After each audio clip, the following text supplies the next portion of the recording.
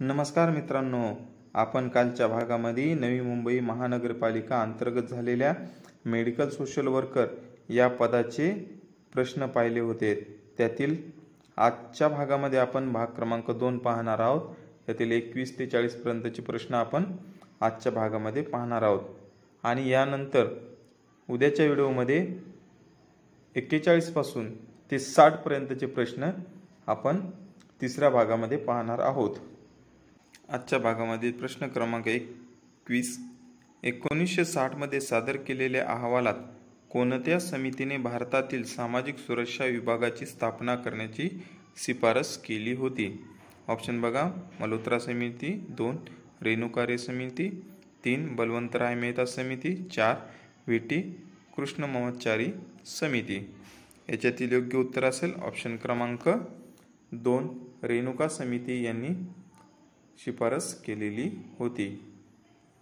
प्रश्न क्रमांक 22 खालीलपैकी कोणते बहुधा नैतिक संशोधनाच्या डिओन्टोलॉजिकल तत्वज्ञानाशी संबंधित आहे? ऑप्शन बघा तुमच्या समोर आहेत। याच्यातील योग्य उत्तर असेल ऑप्शन क्रमांक 3 संशोधन करण्यासाठी वापरल्या जाणाऱ्या संसाधनांवर प्रामुख्याने लक्ष केंद्रित करणे हे याचे योग्य उत्तर असेल। प्रश्न क्रमांक 23 कमी कर्मचाऱ्यामुळे आणि कालबाह्य उपकरणामुळे जिल्हा आरोग्य अधिकारी टीबी आणि मलेरिया नियंत्रण कार्यक्रम राबविण्यात अडचणी येत आहेत, हे कोणत्या धोरणात्मक आव्हानाचे प्रतीक आहे? ऑप्शन बघा तुमच्या समोर, राष्ट्रीय आरोग्य धोरणाची अतिरिक्तता, 2 पायाभूत सुविधा आणि कर्मचाऱ्यांच्या मर्यादा, 3 भागधारकांची कमी जागरूकता, 4 अधिकाऱ्यांच्या पातळीवर वचनबद्धतेचा अभाव। याच्यातील योग्य उत्तर असेल ऑप्शन क्रमांक 2 पायाभूत सुविधा आणि कर्मचाऱ्यांच्या मर्यादा हे याचं योग्य उत्तर आहे। प्रश्न क्रमांक 24 मुलाखत पद्धतीबाबत दिलेल्या विधानाचा विचार करा। बघा खाली ऑप्शन दिलेले आहेत, याच्यातील योग्य विधान आपल्याला निवडायचे असतात आणि परीक्षेस सामोरे जाताना आपलं डोकं शांत असणं गरजेचं आहे। याच्यातील योग्य उत्तर असेल ऑप्शन क्रमांक 1 फक्त 1 आणि 2 याचं योग्य उत्तर असेल।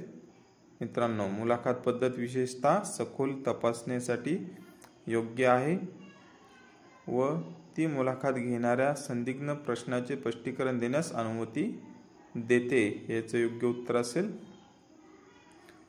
प्रश्न क्रमांक 25 सामाजिकरण आणि सामाजिक नियंत्रण यांच्यातील संबंध अनुपतेबद्दल काय सूचित करतात? ऑप्शन बघा तुमच्या समोर आहेत। ऑप्शन 1 2 आणि 3 4 याच्यातील योग्य उत्तर असेल ऑप्शन क्रमांक 4 सामाजिकरण आत्मनिर्णयाला प्रोत्साहन देते, जे सामाजिक नियंत्रणात योगदान देते, हे याचं योग्य उत्तर असेल। प्रश्न क्रमांक 26 वसाहतवादी समाजामध्ये पाश्चात्य तंत्रज्ञानाचा परिचय खालीलपैकी कोणत्या गोष्टींचे उदाहरण आहे? ऑप्शन बघा तुमच्या समोर, सांस्कृतिक प्रतिकार, 2 क्रांतिकारी प्रसार, 3 अंतर्जात बदल, 4 बहिर्जात बदल। याच्यातील योग्य उत्तर असेल ऑप्शन क्रमांक 4 बहिर्जात बदल हे योग्य उत्तर असेल।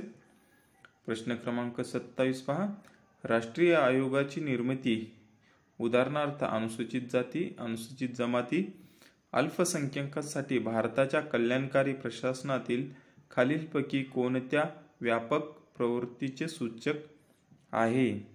ऑप्शन बघा तुमच्या समोर 1 2 3 आणि 4 याच्यातील योग्य उत्तर असेल ऑप्शन क्रमांक 2 म्हणजे धोरण निर्मितीमध्ये वकिली नेतृत्वाखाली समावेशाचा संस्थात्मीकरण हे याचं योग्य उत्तर असेल। प्रश्न क्रमांक 28 खालीलपैकी कोणत्या परिस्थितीत प्रथा सर्वात कमी प्रभावी आहे? ऑप्शन बघा बालपणात, 2 कुटुंब मांडणीमध्ये, 3 एकसंत समाजात, 4 सामान्य स्वीकृतीच्या अनुपस्थितीत। याच्यातील योग्य उत्तर असेल ऑप्शन क्रमांक 4 सामान्य स्वीकृतीच्या अनुपस्थितीत. प्रश्न क्रमांक 29. व्यापक ज्ञान प्रणालीमध्ये खालीलपैकी कोणते वेगळे संशोधन निष्कर्ष एकत्रित करण्यास मदत करतात? बघा ऑप्शन: निरीक्षण, सिद्धांत, नमुने घेणे, वजावट. याच्यातील योग्य उत्तर असेल ऑप्शन क्रमांक 2, सिद्धांत हे योग्य उत्तर असेल. प्रश्न क्रमांक 30 पहा. सामाजिक कार्य संशोधन प्रामुख्याने खालीलपैकी कोणत्या तर्कशैलीवर अवलंबून असते? ऑप्शन बघा: निमनिक, 2 प्रेरणादायक, 3 प्रायोगिक, 4 काल्पनिक. याच्यातील योग्य उत्तर असेल ऑप्शन क्रमांक 2 प्रेरणादायक हे योग्य उत्तर असेल. प्रश्न क्रमांक 31. प्रौढांना सक्षम करण्यासाठी आणि देशभरातील साक्षरता दर सुधारण्यासाठी भारत सरकारने 2022 मध्ये खालीलपैकी कोणते अभियान सुरू केले आहे? ऑप्शन बघा तुमच्या समोर: डिजिटल साक्षरता एक्सचेंज प्रोग्राम, 2 रीडिंग पार्टनर, 4 राष्ट्रीय साक्षरता मोहीम, 4 इंडिया साक्षरता कार्यक्रम. याच्यातील योग्य उत्तर असेल ऑप्शन क्रमांक 4 न्यू इंडिया साक्षरता कार्यक्रम हे याचं योग्य उत्तर असेल. प्रश्न क्रमांक 32. सुधारात्मक मांडणीमध्ये कैदी ग्राहकासोबत काम करणाऱ्या सामाजिक कार्यकर्त्यांसाठी खालीलपैकी कोणती क्रिया सर्वात योग्य आहे? ऑप्शन बघा तुमच्या समोर: प्रतिकार करणाऱ्या ग्राहकांना थेट शिक्षा, 2 स्वसमज वाढविण्यासाठी संरचित अनुज्ञेय संबंध, 3 अंतर राखण्यासाठी संवाद टाळणे, 4 कर्फ्यू तासांची काटेकोर अंमलबजावणी. याच्यातील योग्य उत्तर असेल ऑप्शन क्रमांक 2 स्वसमज वाढविण्यासाठी संरचित अनुज्ञेय संबंध. याचे योग्य उत्तर असेल. प्रश्न क्रमांक 33.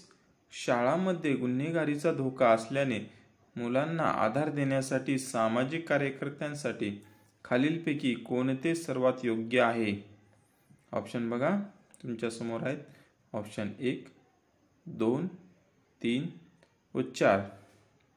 याच्यातील योग्य उत्तर आहे शिक्षकांच्या सहकार्याने वर्तणुकीय आव्हानांना रचनात्मकपणे संबोधित करणे हे याचं योग्य उत्तर आहे.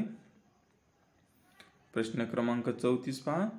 सांप्रदायिकता रोखण्यासाठी खालीलपैकी कोणता दीर्घकालीन शैक्षणिक हस्तक्षेप सुचवला आहे? ऑप्शन बघा: शाळा महाविद्यालयामध्ये मूल्य केंद्रित शिक्षण, 2 तांत्रिक कौशल्य आधारित शिक्षण, 3 धार्मिक अभ्यासात वाढ, 4 शैक्षणिक संस्थांमध्ये लष्करी प्रशिक्षण. याच्यातील योग्य उत्तर असेल ऑप्शन क्रमांक 1 शाळा आणि महाविद्यालयामध्ये मूल्य केंद्रित शिक्षण. मित्रांनो, तुम्ही माझ्या चॅनलला सबस्क्राईब केले नसेल तर कृपया करून घ्या. मी आपल्यासाठी एवढा अमूल्य वेळ देत आहो, परंतु तुम्ही माझ्यासाठी एक सबस्क्राईब जर नाही केला तर माझा वेळ व्यर्थ असेल. प्रश्न क्रमांक 35. ADHDचे निदान झालेल्या मुलाला सामाजिक संवादात अडचणी येत आहेत. खालीलपैकी कोणते सामाजिक कार्यातील अंतर्निरसन मुलांच्या विकासात सर्वोत्तमरित्या वाढ करतील? ऑप्शन बघा: कौटुंबिक उपचार आणि सामाजिक प्रशिक्षण, 2 मनोविश्लेषण, 3 हिप्नोथेरपी, 4 औषधोपचार. याच्यातील योग्य उत्तर असेल ऑप्शन क्रमांक 1 कौटुंबिक उपचार आणि सामाजिक प्रशिक्षण हे योग्य उत्तर आहे. प्रश्न क्रमांक 36. भारतातील बालमजुरीची समस्या सोडवण्यासाठी सामाजिक कार्यकर्ते कसे योगदान देऊ शकतात? याच्यातील योग्य उत्तर आपल्याला शोधायचं आहे मित्रांनो, आणि उत्तर शोधताना काळजीपूर्वक वाचणे गरजेचं आहे. ऑप्शन बघा 1, 2, 3 आणि 4. याच्यातील योग्य उत्तर आहे जागरूकता मोहीम आयोजित करून बाल कल्याण कायद्यांचा पुरस्कार करणे. प्रश्न क्रमांक 37. खालीलपैकी कोणते केंद्र सरकारच्या भ्रष्टाचार विरोधी यंत्रणेचा भाग आहे? ऑप्शन बघा, भारतीय निवडणूक आयोग. 2 प्रशासकीय दक्षता विभाग. 3 सर्वोच्च न्यायालयाची दक्षता समिती. 4 राष्ट्रीय मानवी अधिकार आयोग. याच्यातील योग्य उत्तर असेल ऑप्शन क्रमांक 2 प्रशासकीय दक्षता विभाग. प्रश्न क्रमांक 38 खालीलपैकी कोणता बेरोजगारीचा मानसिक परिणाम मानला जाऊ शकतो? ऑप्शन बघा तुमच्या समोर अशा प्रकारे येत असतात, त्यावेळेस तुम्ही शांत डोक्याने विचार करून उत्तर द्यायचं आहे.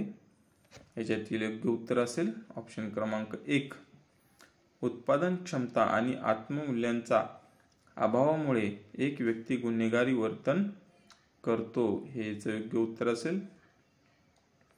प्रश्न क्रमांक 39 सहज योग ध्यानाचे ध्येय काय आहे?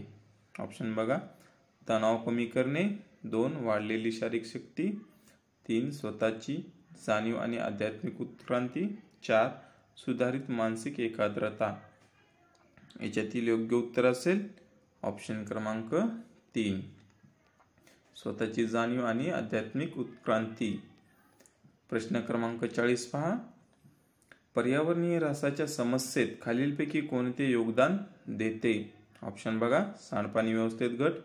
सेंद्रिय शेतीची वाढती मागणी. 3 पारंपरिक उद्योगांचे पुनर्जीवन. 4 मर्यादित जागामध्ये लोकसंख्येचे प्रमाण. याच्यातील योग्य उत्तर असेल मित्रांनो ऑप्शन क्रमांक 4 हे योग्य उत्तर आहे.